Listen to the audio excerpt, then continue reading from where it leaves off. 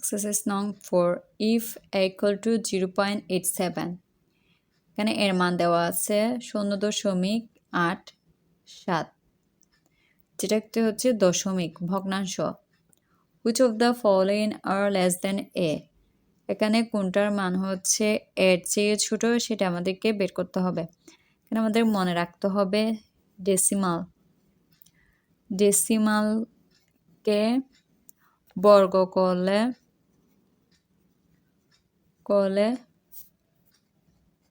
মান কমে